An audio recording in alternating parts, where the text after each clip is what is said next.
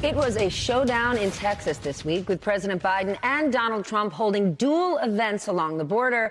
Dan, you are a New Yorker, but you're from upstate New York. Yes. Let's talk about this issue because the way Donald Trump and President Biden approach it are totally different. President Biden wasn't talking about it much the last 3 years. Now he is focused. He is putting forth legislation. Republicans are blocking him. Donald Trump is all gut and anger. But for voters, things like immigration is an emotional issue. And Trump, until now, has been doing very well with that messaging. How do you think voters take this? And is it too late for Joe Biden to change the narrative? Well, it really is a question of politics versus policy. And I think, Joe Biden joined the politics game and, maybe a little too late. It's something that he has not been polling well at all, right? So Trump has really had this strongman sort of role. It's kind of the whole thing that he's done going back to 2015, really trying to scare Americans about immigration. I think the Democrats have focused on the policy. They had this bipartisan plan. Now, yeah, it's about security, but it's also about fixing the immigration system. I don't think any MAGA politician is really focused on trying to fix the immigration system that we need. If you look around the world and you look at the demographic problems that China, that Germany, that Japan are facing, and we're doing a little bit better, but not that much better, right? So a fix for the immigration system makes a lot of sense. Jumping into the politics game right now, that's pretty important here. And if you just look at New York State and you look at the special election that we just had here for that House seat, it was important. The messaging was important. So I think that maybe the Biden administration, the Biden campaign is moving to a place where they can actually kind of rebalance the scales a little bit with Trump's scare tactics. No, listen, Joe Biden has issued more executive orders on immigration than Donald Trump has because there is an intention around fixing it. And what I think Republicans have done is can't use reproductive rights, can't take a victory lap on that, so let's now bring in immigration. And it was used very heavily in New York 3. I don't think it worked there. I mean, Tom Suozzi ended up winning, but they will continue to come back to it.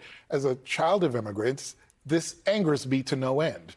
I was born, but I've been told countless times about how my family was supported and helped by Catholic charities back in the day. To me, if there is intentionality around wanting to support immigrants, we would do it. The nonprofits would come together in conjunction with government to make it actually happen. But now I've got to see migrant families living in furniture stores in New York. That is heartbreaking, right?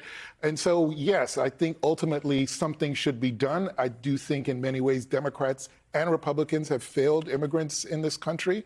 But if I were to actually game this out, I would say that ultimately Joe Biden will be able to bring the narrative back for Democrats. It's going to be difficult and will take some actual intention on the part of my party to do so. But right now, this is a frustrating issue that, is not going to go away anytime soon. Here's the problem with the narrative. Not enough people see the truth. We talk about it here all the time. The truth matters, but only if you hear it. And I want to share just a bit of what we heard this week. Watch this.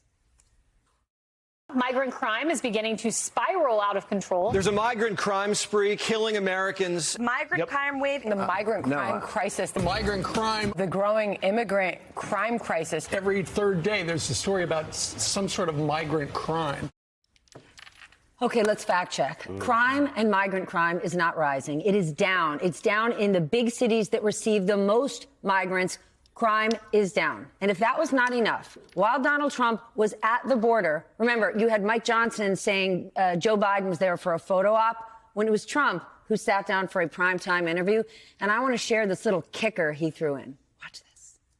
I also think that they are the radicals because they will kill the baby in 8 months, 9 months. Under Roe v. Wade, they had the right to kill the baby after birth. I mean, literally after birth in some cases. He's been saying that line for years, and no one ever challenges on him on it. But we have to remember, of all the people running for president, Donald Trump is the only one who has hired undocumented immigrants to avoid paying a living wage to American workers in 2 different centuries. Polish illegal immigrants and his built argument Trump would Tower. say, because I'm a smart businessman. He's a smart businessman. But let's go to the fact that if you believe this Bible, the only law on immigration or borders in the Old or New Testament is the commandment to welcome the stranger. Greg Abbott heard that and thought, oh, razor wire in the Rio Grande. At the end of the day, the biggest scandal of all of this, the greatest hypocrisy of all of this is, I've never heard Fox News call a white lawbreaker an illegal in my life, but there is no wall they can build that's high enough to hide the gigantic help wanted sign at our southern border. If the Republican Party wanted border crossings to end, it could happen in a month. You start locking up those white employers who dangle those jobs, they'll stop crossing the border, supply and demand. They could do it if they wanted. They don't. Well, Greg Abbott will raid the meat processing plants and arrest all the illegals, not the guys counting money in the back. They know that if you actually ended undocumented immigration, a salad would cost $400. Donald Trump doesn't eat a lot of salad, so maybe he doesn't think about it too much. But meat would too, and the meat packers would get hurt. Anyone talking about illegals but doesn't want to talk about the people doing the hiring is lying to you. No, I agree, absolutely right. And look, back in the 80s, even Ronald Reagan was talking about amnesty. He gave it. And I'm not siding with Reagan or Republicans on this issue, but my point is the same one I had before. If there is an interest in incorporating individuals into this country, and at that time, a lot of Central and South Americans, right? Because there was this design to say, yes, we will provide some kind of amnesty. We will create these sanctuary cities. We'll get the Christian evangelical community. We'll get government to be supportive. And the goal there is, hey, by the way, here's the Republican Party who's done this for you. Come on over. And I'm not saying that it should be Democrat or Republican, but what I am saying is that when a party is interested in actually bringing folks into this country. Democrats did it too, way back with West Indians in the early 1900s. So it is done. It is doable. But the point is that at this juncture, when you conflate ethnic nationalism and economic nationalism, layer Christian nationalism on top of that, there is this, well, after a certain shade, we don't want you. And that's where we are. Reagan said open borders. He said, go back home and work when you're done here. Danny, mass deportation, militarizing the border, the draconian things that Trump talks of, are they even legal? That's a really good question. We saw early on Donald Trump tried several executive orders by fiat, which were overturned relatively quickly. So Donald Trump's view of what he can do in terms of immigration is often not consistent with the law. For example, we have asylum laws that can't just be ignored or overturned by executive order. Those laws, those federal laws, require us to accept, under certain conditions, people applying for asylum. There are certain things that Donald Trump simply cannot do by executive order or by a wave of his hand.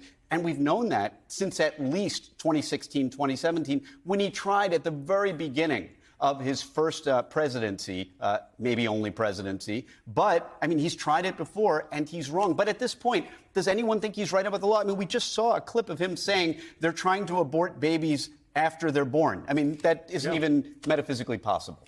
It's insane. Donald Trump loves to say that the Republican Party is unified. But just look at these primaries. I mean, pick a week. Nikki Haley's getting 20, 40% of primary voters. In Congress, Republicans can't even get their faction of Congress in order. So do people see this, right? We're headed into Super Tuesday. What do you want to see? Because what Donald Trump is telling people at the podium is not what's bearing out in reality.